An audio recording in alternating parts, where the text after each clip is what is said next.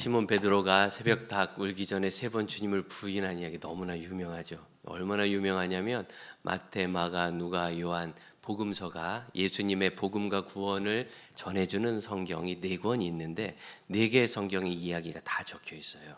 흔하지 않거든요. 오병이어가 네 번의 성경에 다 적혀 있습니다. 그만큼 오병이어만큼이나 베드로가 세 번 주님을 모른다고 부인한 배신한 이야기도 중요하다는 겁니다.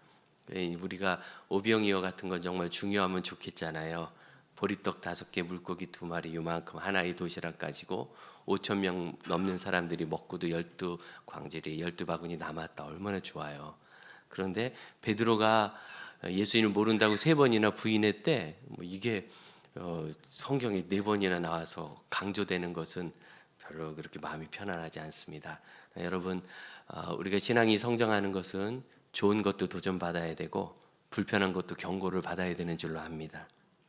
베드로의 이 실패를 통하여 우리가 좀 배울 것이 있는데 이런 문제는 왜 생겼느냐면 베드로의 반응에서 이제 우리가 찾을 수 있어요.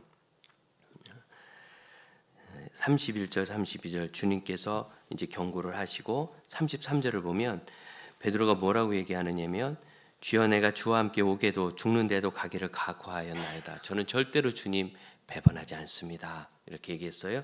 34절 내가 진실로 말하느니 내가 오늘 3번 닭 울기 전에 나를 부인할 것이다. 이렇게 말씀하셨어요.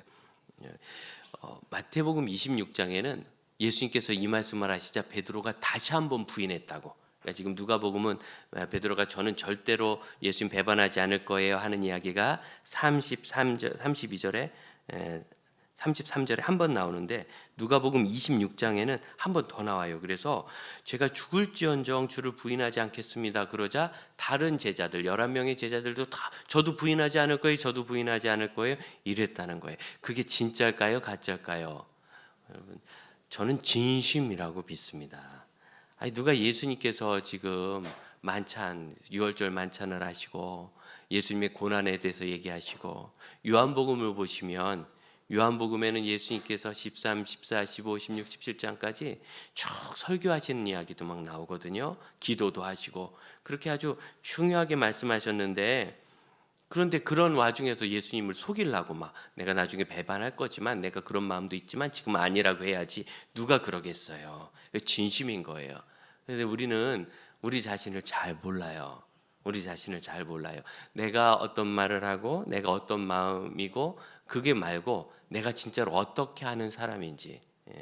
요즘 이제 안내하는 위원들이 여러분 앉을 때 자꾸 옆으로 가라고 이제 앉을 자리가 좀 부족해지니까 그런 것도 있지만 사실은 기둥 뒤에 있는 분들을 소개시키는 거예요. 예, 여러분 목사들에게 잘해주셔서 참 감사합니다. 우리 목회자들이 여러분이 도와주시지 않으면 사실 목회할 수 없고 인정해 주시지 않으면 목회할 수 없고 또 맛있는 것도 많이 주시고 또 격려도 해주시고 해서 좋은데 진짜 저희에게 잘해주시는 제일 좋은 방법 이게 제일 좋은데 기둥 뒤에 안 앉으시는 거예요. 왜 그러냐면 저희 목회자들이 요즘 계속 어떻게 훈련을 받느냐면 청중들과 이렇게 교감을 하면서 설교하도록 훈련 받거든요. 그래서 이제 기둥 뒤에 아무도 없다는 확신을 가지면 좋은데 누가 있다는 걸 알면은 계속 그 기둥 뒤가 신경 쓰여요. 그래서 굉장히 그 스트레스가 심해요. 나는 저희 텔레비전으로 잘 보는데요. 그런데 이게 혼자 보면 되는 게 아니라 교감이잖아요. 그래서 여러분 저에게 맛있는 거 안 사줘도 되니까 보이는 데 앉아주시면 제가 굉장히 건강해질 수 있어요. 예, 농담이지만 진담입니다. 그래서 이게 뭐냐면 우리가 하는 행동이나 말이나 이게 어떤 영향을 끼치는지 사실은 잘 몰라요. 내 마음에 모든 게 가 있어요. 그래서 좋은 뜻으로 말했는데 좋지 않은 결과가 생기는 게 있죠. 이런 거 있는 거예요. 그렇기 때문에 조심스러운 것도 있고 또 좋은 뜻으로 생각한 건데 실제로 그렇게 못하는 게 많아요. 제가 우리 청소년들이나 특히 청년들 이제 이런 경우에는 대화를 하면 목사님 맞아요. 저 이번에 꼭 훈련 받을게요. 이런 친구들이 있어요. 그래서 오나 보다 그럼 또 안 와. 그럼 거짓말한 게 아니라 진짜 내 훈련 받을 거야. 그 마음은 있는데 실제로 내가 그 훈련 받으러 가기는 어려운 사람이라는 것을 잘 이해하지 못하는 거예요. 전 대학 3학년 때 제 주제를 드디어 알았습니다. 제가 조희성교회를 할 때 이렇게 소그룹으로 해가지고 우리 선배들하고 우리 학년이 다 모여서 공부를 하고 그러면 얼마나 좋은지 그냥 예수님하고 같이 정말 갈릴리 바닷가에 있는 것 같은 기쁨을 누렸어요. 그리고 나서 9시 반 이쯤 학교에서 끝나고 그때 제가 집이 성남이었는데 오면 11시가 넘었거든요. 그렇게 오면서도 뭐 피곤하지가 않은 거예요. 너무 기뻐가지고. 그래서 다음 주 목요일 날도 이 모임에 꼭 가야지 이런 생각이 화요일까지는 가요. 근데 수요일 되면 어떻게 하면 내일 모임에 안 갈 수 있을까? 막 그리고 진짜 불났으면 좋겠다 이런 생각을 농담이지만 그만큼 가기가 싫어요. 뭐 숙제는 너무 많고 제가 또 찬양 선교단을 했기 때문에 선교단 부담도 많고 그리고 이번 주는 좀 곤란하니까 이번 주는 빠지고 다음 주부터 가야 되겠다 이 생각을 계속하는 거예요. 그래서 여러분이 순모임 빠지시는 거예요. 순모임 끝났는데 오늘 괜히 왔다. 이 순장 얼굴 보니까 짜증난다 이러고 가는 분이 없어요. 그래도 나름대로 뭐 아주 좋은지 모르겠지만 전반적으로 나쁘지 않았다. 이게 참 필요하구나. 다음 주도 와야지. 그런데 이제 전날 되면은 막 우리 순장 아팠으면 좋겠다는 생각이 아니면 내가 아프든지 어려운 거예요. 우리는 싫어서가 아니라 내가 좋은 마음이 있지만 시행하는 것에는 약해요. 주일 예배 딱 드리면 다음 주는 안 와야지 그런 분이 없으시단 말이에요. 그렇지만 막상 또 되면은 다음 주에 좀 늦게 가거나 지각하거나 영상 예배 드려야 될 만 가지 이유가 우리에게 생기잖아요. 우리는 자꾸 내가 가진 마음대로 움직이지 못해. 그런데 문제는 내 마음이 나인 줄 알아요. 그러니까 베드로가 저는 정말 주님 배반하지 않겠어요. 이 진심이죠. 오병이어의 주님이세요. 베드로가 뭘 봤어요? 나사로가 죽은 지 나흘 만에 썩어서 냄새나는 시체가 살아나오는 걸 봤어요. 우린 못 봤잖아요. 말만 들었지. 그걸 봤어요. 그럼 베드로가 지금 예수님께 거짓말하겠어요? 문제는 내가 배반할 사람이라는 것을 몰라요. 자기 각성이 없기 때문이죠. 이런 과정을 또 하나 생각하는 곳이 있는데 24절을 보면 누가복음은 특별한 이야기를 우리에게 더 전해줍니다. 또 그들 사이에 그중 누가 크냐는 다툼이 일어난지라. 제가 시작하면서 베드로가 예수님을 모른다 한 이야기가 네 복음서에 다 있다고 말씀드렸지요. 그런데 마태복음, 마가복음, 네 번째 복음인 요한복음 이 세 복음서에서는 이 이야기가 나오지 않아요. 이 베드로의 부인하는 이야기의 시작은 어디부터 시작되느냐면 유월절 만찬부터 시작돼요.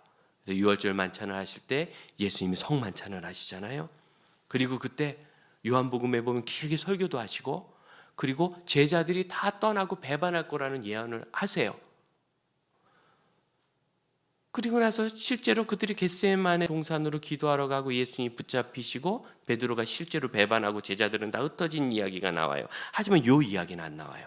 다 누가 크냐고 경쟁했다는 이야기가 다른 곳에서 안 나와요. 자, 마태, 마가, 요한은 예수님의 사도였거나 예수님께서 사역하실 때 예수님을 상당히 따랐던 사람들인 것 같아요. 그렇지만 누가는 그 당시 이방인이었고 후에 전도를 받아서 예수님 믿었고 로마 사람이었어요. 그리고 의사 출신이라 아주 모든 것을 면밀하게 의사는 원인을 늘 생각하잖아요. 왜 이런 병이 생겼지? 그렇지. 이 문제가 왜 생겼지 했을 때 다른 제자들 그 자리에 있었던 사람들은 미처 발견하지 못한 제3자가 보는 관점에서 누가 크냐 하고 거기서 다투었다라는 사실을 발견했어요. 여러분 성경에 누가 크냐 다툰 이야기가 여러분이 아는 건 이거 아닙니다. 그들이 길을 가다가 서로 누가 크냐고 다퉜어요. 근데 예수님이 하시고서 왜냐하면 좀 얼마 전에 예수님께서 내가 고난을 당할 거란 얘기를 하셨거든요. 그래서 너희들 누가 크냐고 다투지 말아라. 그리고 어린아이를 딱 세우시고 이 어린아이 하나를 영접하면 나를 영접한 것이며 이 어린아이처럼 자기를 낮추는 그이가 천국에서 큰 자니라. 누구든지 높아지려고 하면 낮아져야 한다. 뭐 이런 종류의 이야기를 그때 하셨어요. 우리가 아는 건 그거예요. 근데 그거 말고 또 다른 다툼이에요, 이건. 근데 이런 다툼이 여러 번 있었던 것이죠. 그런데 여기 기록한 건 언제냐? 성만찬 끝나고 다퉜대요. 인류 역사상 첫 성만찬에서 예수님이 너무너무 슬프게 요한복음을 보면은 예수님이 얼마나 괴로워하셨는지가 나와요. 여기 나와 함께 떡을 먹는 사람 중에 하나가 나를 팔아넘길 것이다. 그때 배반할 것이다 하는 얘기에 제자들이 걱정했어요. 23절 보세요. 서로 묻되 서로 막 얘기를 하기 시작했어요. 우리 중에서 이 일을 행할 자가 누구일까? 누구야? 왜 나는 아니에요. 다 제자들이 지금 나는 배반할 생각이 없거든요. 어쩌면 가룟 유다도 이때까지는 마음을 망설였을지 모르겠어요. 그래서 서로 나 아니다. 누구냐? 나는 아니라니까. 이 이야기부터 시작한 거예요. 자기를 성찰하지 않는 분위기예요. 내가 그럴 사람이야? 내가 한 거 봤잖아. 내가 왜 그래? 너 아니야? 뭐 이런 이야기가 나자 24절에 또라고 나오죠. 이어서 그 이야기가 어느새 누가 더 크냐? 누가 더 훌륭한 제자냐? 이 이야기로 넘어간 거예요. 그러면 이걸 환경이라고 합니다. 환경. 어떤 환경? 내 이야기를 해야 되는데 남의 이야기를 하는 환경인 거죠. 우리는 다른 사람과의 관계가 중요한 존재입니다. 사람 원래 그렇고 성도들은 유난히 그렇습니다. 근데 그러다 보니까 다른 사람에 대해서 너무 관심도 많고 다른 사람이 나에 대해서 이야기하는 것에 너무 관심이 많아요. 여러분 정신 차리시고 다른 사람에 대해서 그만 관심을 가져주시기를 바라요. 만일 내가 순장이면 우리 순원들을 돌봐야 돼요. 교회학교 부장이면 우리 교사들을 돌봐야 되고 찬양대 대장이면 좀 힘드네 한 40명 돌보려면 돌보셔야 돼요. 목양간사면 우리 동산 순원들을 돌봐야 되고 여러분이 만일 전도회장이라면 우리 전도회원들을 잘 돌봐야 될 거예요. 그러나 그렇게 책임이 맡겨져서 그 책임에 맡아서 내가 충성스럽게 섬기는 일이 아니라면 굳이 그분이 예배를 나오나 안 나오나 마스크를 썼나 안 썼나 좋나 안 좋나 이게 별로 관심 가질 필요 없어요. 우리 교회에 지금은 이제 시설이 잘 돼 있으니까 아이들이 여기 굳이 오려고 하지 않지만 예전에는 여기가 교회에서 제일 괜찮은 데였어요. 예배만 하면 앞에 뛰어다니는 애들이 있어요. 앞에 뛰어다니면 그게 그냥 신경 쓰이는 거죠. 이렇게 막 저는 별로 신경 안 쓰이는데 어린아이가 뛰어다닌다는 얘기는 뭐죠? 애가 살았구나 그 뜻이죠. 살았으니까 뛰지. 그리고 건강하다는 뜻이고. 그렇죠. 그리고 심지어 여기 기어 올라왔어요. 제가 한번 들쳐 안고서 수요예배 설교를 한 적이 있어요. 다시는 안 올라와요. 별로 재미없거든.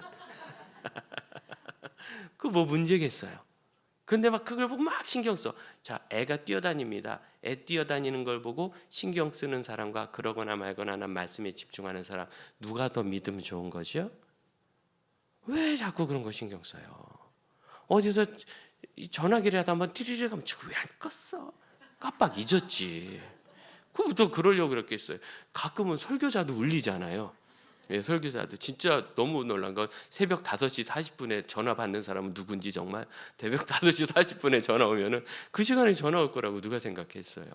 늘 진동으로 놓지만 뭐 어제 받을 전화가 있어서 벨로 옮겼다가 깜빡 잊은 거죠. 저도 그런 실수할 수 있고. 그런데 누구야? 그리고 이게 믿음이 좋은 게 아니에요. 믿음이 좋으면 저기 어디가 무너져 내려도 내가 그냥 하나님 말씀 예배와 찬양에 집중할 거예요. 맞지요? 여러분 믿음 좋은 사람이 돼주세요. 다른 분들이 하는 것에 너무 관심이 많아요.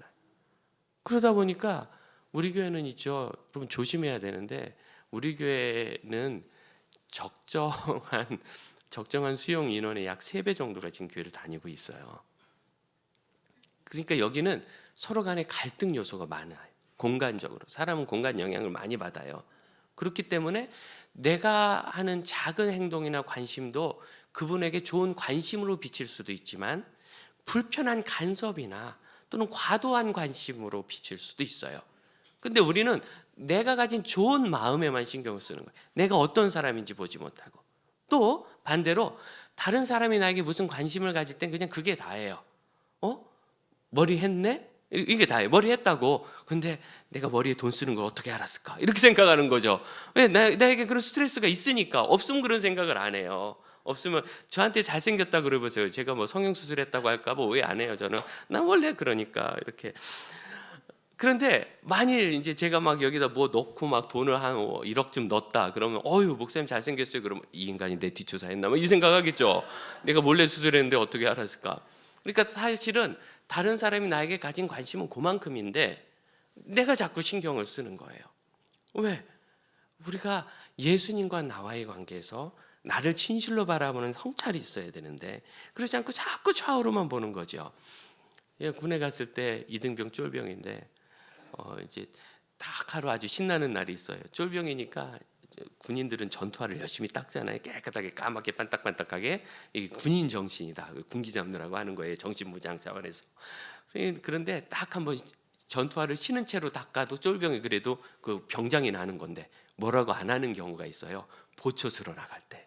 그날 이제 보초 쓰러 나갔는데 기분이 좋았어요. 왜? 점호 안 하고 보초 쓰러 가는 거거든요. 우리 형제들은 다 알아요. 점호 안 하고 보초 쓰는 게 얼마나 좋은지. 그래서 끝나고 딱 오면 점호 끝나고 잠들려고 하고 있거든요. 잠만 자면 돼. 그래서 아주 그냥 그건 아주 너무너무 좋은 거예요. 특히 저 같은 쫄병들에게는 진짜 좋은 거예요. 그래서 막 기쁘게 막 전투화를 닦고 있는데 옆 중대 고참 하나가 상병인데 저를 보더니 너는 이등병 같지가 않다 그러더라고요. 여러분 이게 이제 형제들은 알 거예요. 이게 군기 빠졌다 이 소리거든요. 스트레스 많이 받는 얘기예요. 옛날에 이제 제가 다닐 때도 한 대씩 줘 맞고 그럴 때인데 군에 있을 때도 그래서 빠졌단 말입니까? 그랬더니 아니 그건 아니고 빠진 것과는 다르고 어쨌든 되게 익숙하다. 넌 정말 군 체질이다. 야 말뚝박아라. 뭐 이런 얘기하면서 군생활 잘한다고. 내가 소문 들었는데 그 군악대에 있는 홍승영이만큼 좀 군생활 하라 그런다. 이 이야기를 듣는데 칭찬이잖아요. 얼마나 기분이 좋은지. 너무너무 기분이 좋은 거예요. 우와, 야 내가 군생활 되게 잘하는구나. 그 잘하면 뭐해? 군인 할 것도 아니고 잠깐 있다 나올 건데. 그런데 그렇게 기분이 좋아요. 그래서 이제 보초를 딱 쓰러 갔는데 뭐 다리도 안 아파요. 너무 기분이 좋아서. 그 순간 깜짝 놀랐어요. 참 영적이시군요. 이런 얘기도 아니고 내가 전도사인데 하나님 말씀을 잘 전하시네요. 이것도 아니고 군생활 잘한다 이 얘기에 내가 이렇게 기분 좋아도 되는가? 나 정말 연약한 사람이구나. 다른 사람이 나를 어떻게 보는가에 너무 민감하고 누가 칭찬 한마디 하면 그냥 호딱 넘어가서 아마 그냥 제 옷이라도 벗어줬을 거예요. 만일 그 사람이 너 군생활 너처럼 하면 안 돼 이해했다면 제가 내내 기분 나빴겠죠. 내가 정말 어떤 사람인가가 중요한데 다른 사람이 나에 대해서 하는 얘기에 그냥 정신이 호딱 들어간 거예요. 그래서 이 두 가지 사건 비슷한 20대 초중반에 있었던 내가 오늘 이 성경 공부를 너무 좋아했는데 그 다음 주 돼서 그 시간이 되면 막 가기 싫고 오늘만 빠지면 좋겠다 이런 생각. 오늘만 빠지면 다음 주에 열심히 할 수 있는 것 같은 거예요. 이렇게 마음이 약하고 내 스스로가 굳세지 않은 거예요. 다른 사람이 나에게 무슨 이야기를 하는가 하는 것에 그냥 마음이 호딱 넘어가고 그래서 그날 보초서는 2시간 내내 그 생각을 한 거예요. 기도하면서 하나님 저는 그런 사역자가 되면 안 되겠습니다. 누가 칭찬을 한다고 그것이 내 전부인지도 알지만 기분은 좋죠. 그냥 그것은 끝이지. 그냥 마음에 두고 나는 그런 사람인 줄 알고 살면 안 되고 혹시 누가 뭐에 대해서 불만을 얘기했다 그래서 마치 세상이 무너진 것처럼 그렇게 살면 안 되겠습니다. 그때 그렇게 2시간 동안 내내 기도했는데 거의 30살 초반까지 다른 사람의 평가에 제가 막 흔들렸던 것 같아요. 내가 하나님 앞에서 어떤 사람인가를 돌아보아야 되는데 결국 예수님께서 너희 중에 한 사람이 나를 팔 것이다 했을 때 내가 그러면 안 되는데 혹시 내가 가지고 있는 어떤 약점이나 문제가 그런 사람이 되는 건 아닌가? 그 다음에 내 형제 중에 혹시 그런 일이 있을까 봐 내가 혹시 그의 마음을 좀 들어주고 살펴주고 그럴 사람은 없는가? 이런 생각을 해야 되는데 누가 그런 짓을 할 거야? 잡아, 색출해. 이런 분위기가 되니까 그 다음에는 예수님은 곧 십자가를 지실 판인데 자기들끼리 누가 더 크냐 막 논쟁을 하는 거예요. 이 다툼이란 단어는 논리를 가지고 싸우다는 뜻이에요. 주먹질한 게 아니라 말싸움을 한 거예요. 누가 더 높으냐 하고 논리를 가지고 똑똑한 사람이니까 논리를 갖고 싸우는 건데 예수님께서 뭐라고 하시느냐면 28절 너희는 모든 시험 중에 항상 나와 함께 있는 자들이든 여러분 가슴 아프지 않습니까? 예수님의 모든 고난 중에 예수님과 함께 했는데 마지막 고난에 진짜 함께 해야죠. 이때 격려를 받았어야 돼요. 그래 나는 예수님의 고난에 끝까지 갈 거야. 정말 내가 그럴 수 있을까? 그러려면 내가 뭘 조심해야 될까? 뭘 피하고 뭘 더 노력해야 될까? 이 생각을 해야 되는데 그러지 못했어요. 예수님 또 약속도 해주세요. 내 나라를 내게 맡은 것처럼 너에게 내가 내 나라를 아버지께 받은 대로 맡겨서 너희가 이스라엘 보호자 12지파를 다스리며 나와 함께 한 상에 있게 할 것이다. 걱정하지 마라. 내가 너희 책임져 줄게. 예수님 지금 보장하시죠. 그러면 여기서 우리가 추구할 것은 하나님 나라요, 사명이요, 내가 조심할 것은 혹시라도 예수님 모른다 하지 않도록 내가 더 깨어 있어야 되겠다. 각성했으면 그 문제가 안 생겼어요. 여러분, 나를 돌아봅시다. 그리고 내 환경을 돌아봅시다. 내가 혹시 쓸데없이 논쟁하고 다투는데 오래 머물지 않는가? 제가 아직도 그게 잘 안 되는데 제 평생 소망 중에 하나예요. 20대 전도사 때 저를 지도해 주신 목사님께서 은사 목사님에 대해서 얘기하시는데, 그분이 우리 GP 선교회 초대 이사장이시면서 제일 중요한 분이셨어요. 지금 천국에 가셨는데, 그 이형희 목사님은 누가 어떻다 하는 이야기를 들으면 에이 그분 그 사람 그리고 가면 그만이래요. 그 이야기를 듣는데 제가 얼마나 마음에 감동이 되는지. 그게 잘 안 돼. 자꾸 그게 잘 안 돼요. 여러분 자신을 돌아보시고 내가 하나님 앞에 얼마나 단단한지를 다시 돌아보시고 경성하시길 바랍니다. 그 중에서도 주님께서 우리에게 꼭 하고 싶으셨던 말씀이 뭔가, 이 말씀을 보셔야 돼요. 이게 누가복음에만 있어서 우리가 잘 못 본 말씀이에요. 알긴 아는데 이 31절입니다. 시몬아 시몬아, 베드로의 이름입니다. 2번 부르시죠. 사탄이 너희를 밀가부르듯 하려고 요구하였으나, 아주 그냥 막 괴롭히려고 요구했다는 거예요. 곡식을 탈고 가듯이 괴롭혔어요. 그런데 32절, 그러나 내가 너를 위하여 내 믿음이 떨어지지 않기를 기도하였으니 너는 돌이킨 후에 내 형제를 굳게 하라. 잘 보세요. 31절, 사단이 요구한 것은 너희죠. 전체 제자들이에요. 복수. 그런데 32절, 예수님은 너를 위해서 기도했다고 베드로에게 집중하고 계세요. 그렇죠? 복수와 단수가 확 갈리고 있어요. 자, 당연히 예수님이니까 모든 제자를 위해서 기도하셨지 베드로만 위해서 기도했겠어요? 모든 제자를 위해서 기도하셨지만 그럼에도 불구하고 예수님은 지금 베드로에게 집중하고 계십니다. 너도 넘어질 건데, 그러나 내가 너를 위하여 기도했는데 내 믿음이 떨어지지 않기를. 에클레이포라는 단어인데, 이 에클레이포라는 단어는 다 썼다는 단어예요. 그래서 누가복음 16장 9절 보면 불의의 제물로 친구를 사겨라. 그럼 너의 재물이 다 떨어질 때 그들이 너를 영접할 것이다 하셨는데, 이 재물이 다 떨어질 때 그게 에클레이포라는 단어예요. 이 믿음이 떨어지다와 똑같은 말입니다. 그러니까 이 믿음이 떨어지는 것은 믿음이 바닥나는 거예요. 믿음의 잔고가 끝나는 거죠.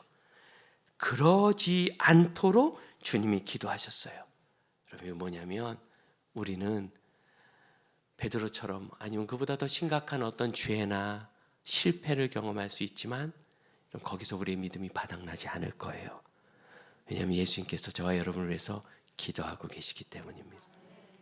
그것을 우리는 그냥 받기만 하면, 예수님의 기도니까 그 기도를 받고 따르기만 하면 누구나 돌이킬 수 있어요. 회개죠, 회개. 여러분, 인생은요 돌이켜야 돼요. 돌이키지 않으면 믿음은 바닥을 향해 가기로 돼 있어요. 누구죠? 가룟 유다. 예수님을 배반했을 뿐만 아니라 팔았습니다. 그가 돌이켜서 회개하였다면 사도 바울의 회개하는 비교도 할 수 없는 어마어마한 회개의 사건이 일어난 거예요. 그러면 성경과 교회 역사가 얼마나 풍성하겠어요. 네, 제가 이러이러해서 팔았습니다. 제가 죄인입니다. 그리고 그가 주님을 위해서 순교하도록 헌신했다면 얼마나 좋아요. 근데 가룟 유다는 자기가 받은 돈 돌려주고 가서 목매달아 죽어버렸어요. 방향을 바꾸지 않은 거예요. 여러분, 예수님의 기도 대상에는 베드로도 있었고 유다도 있었을 거예요. 유다는 발사람이니까 내가 기도 안 했다. 아니요. 요한복음을 보면 예수님께서 유다를 돌이키시려고 얼마나 애쓰시는지, 그 성만찬 내내 애쓰시는 장면이 나와요. 적어도 9번 이상. 그만큼 애쓰셨기 때문에 당연히 기도하죠. 노력만 하고 기도 안 하셨겠어요? 문제는 예수님의 기도를 믿으면 베드로처럼 돌이킬 거예요. 회개. 그런데 그걸 믿지 않으면 돌이키지 않고요. 조금 조정해서 해결하려고 할 거예요. 제가 못된 이야기를 들었는데 이제 간호사 수습인 자매가 저 겁나요. 오래전 얘기예요. 우리 교회 아니고. 겁내지 마세요. 여기 혈관 주사 놓는 거 그거가 제일 무섭대요. 하는데 막 너무 두려워요. 막 잘 안 되면 어떡하죠? 그랬더니 고참 간호사 하나가 이렇게 넣는데 아니다 싶으면 살짝 튼대. 이런 못된 것. 빼면은 자존심 상하잖아요. 환자가 항의하니까 넣다가 살짝 튼대. 그럼 피가 딱 나면 됐다 이런데 이런 못된 것. 글쎄요. 혈관 주사는 조금 틀면은 찾을지 모르지만 우리는 삶의 방향을 조금 튼다고 결과가 달라지지 않아요. 돌이켜야 돼요.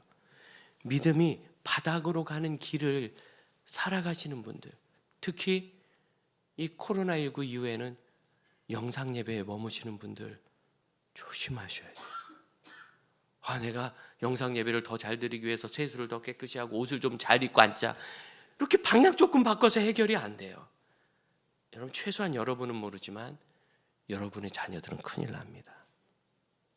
우리가 아이들 데리고 그렇게 평생 신앙생활 열심히 했어도 사춘기 때 방황하고 청년 되면서 교회 떠나는 걸 막지 못하는데 내가 그 교회 가고 싶을 땐 가고 불편하면 영상 예배 드리고 놀러 가고 싶으면 영상 예배 드리고 그렇게 부모님의 신앙을 본 아이들이 예수 안에 머물 거다?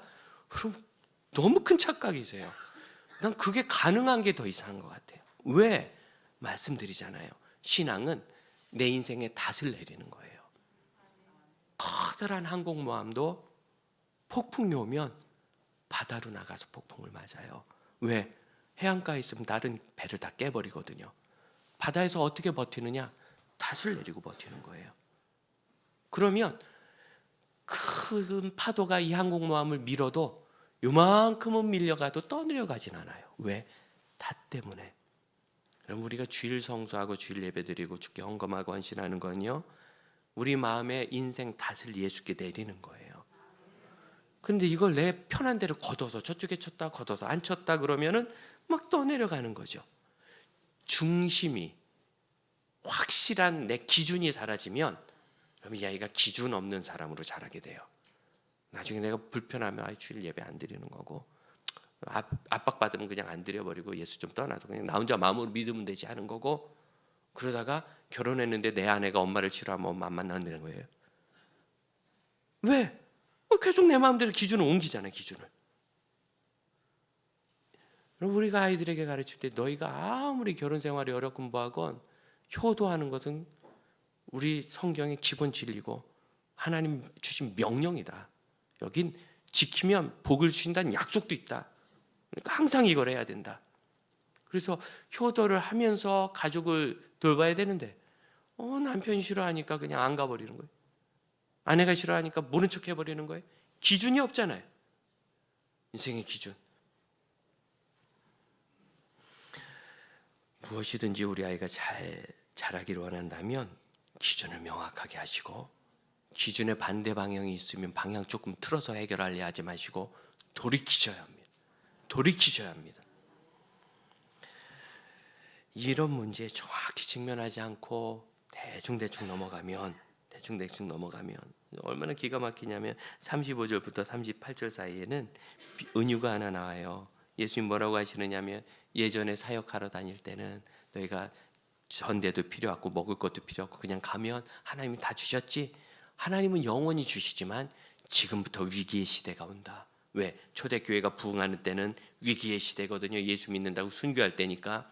그러니까 너희가 전대도 준비하고 옷도 준비하고 배낭도 준비하고 검도 준비해라.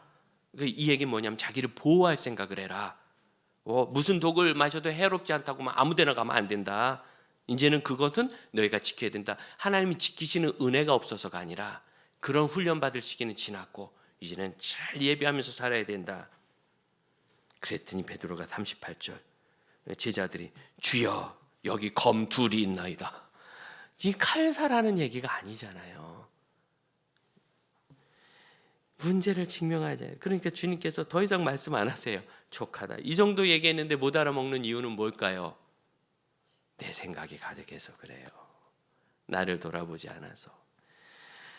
누구든지 내 생각이 가득하면 예수님께서 주시는 그런 경고를 받아들이지 못합니다. 여러분, 자기를 버리세요. 내 생각 좀 비우시고 내가 가지고 있는 이 뜻과 의지가 예수님께 집중하는, 예수님께 순종하는 방향이라면 계속 가세요. 그렇지만 그렇지 않고 내 인생 살아오면서 경험으로 쌓은 것이라면 버려야 합니다. 그것이 나를 해치게 됩니다.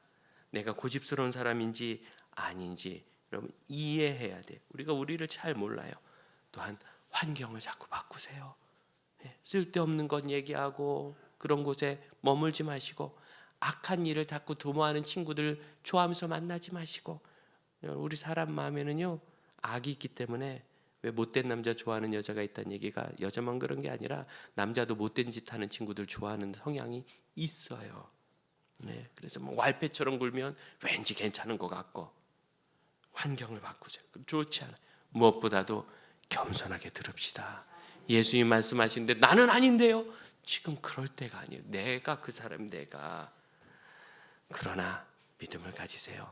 주님께서 우리를 위해서 기도하고 계십니다. 찬양 준비해 주시겠어요? 저는 저희 스승이 정정일 목사님께서 몇 년 전부터 우리 제자들이 모이면 내가 토요일 주일 이틀은 또는 주일은 꼭 여러분 모두의 이름과 사모님의 이름과 자녀들의 이름까지 다 부르면서 여러분을 위해 기도합니다. 여러분 목회 열심히 하십시오. 성도를 잘 돌보십시오. 교회를 지켜나가세요.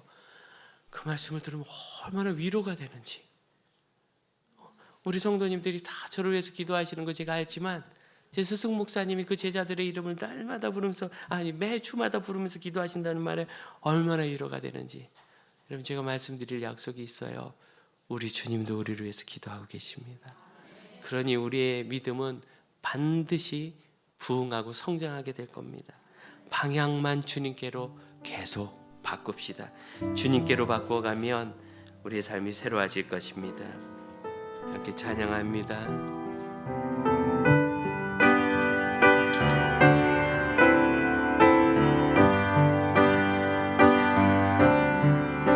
당신이 지쳐서 기도할 수 없고 눈물이 빗물처럼 흘러내릴 때 주님은 아시네. 당신의 약함을 사랑으로 돌봐주시네.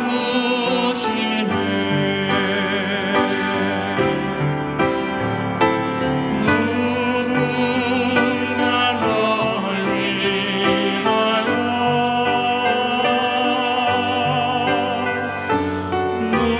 누군가 기도하네. 내가 홀로 외로워서 마음이 무너질 때 누군가 널 위해 기도하네. 우리 함께 기도합시다.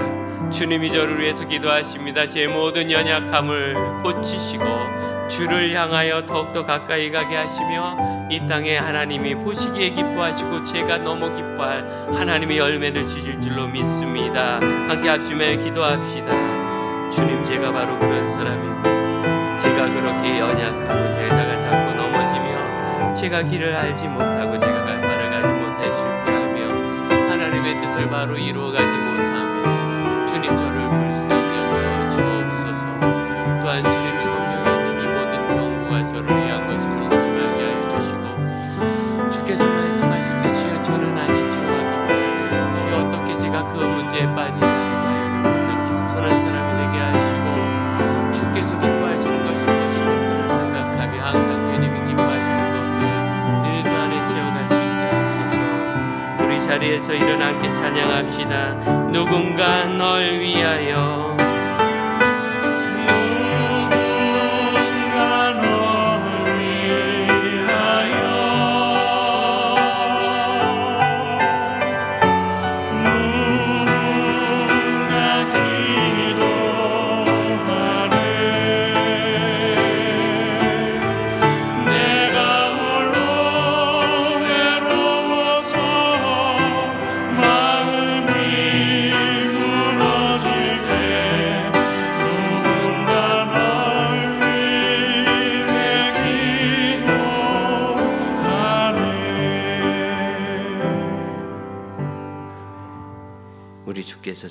위하여 기도하심으로 저희가 버림받지 아니하며 연약한 중에라도 믿음이 닳아 없어지지 아니하고 오히려 회복한 후에는 주의 주신 은혜를 따라 제 형제를, 우리 부모님과 자녀 가족을, 이 땅에 있는 하나님 기뻐하시는 사람들을 굳세게 할 줄로 믿습니다.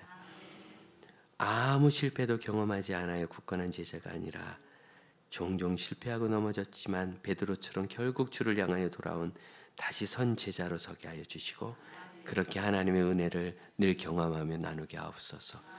지금은 우리 주 예수 그리스도의 은혜와 하나님의 크신 사랑과 성령의 역사하심이 주님의 마음을 마음에 품고 믿음으로 서는 형제 자매들에게 이제로부터 영원토록 함께 하실지어다. 아멘.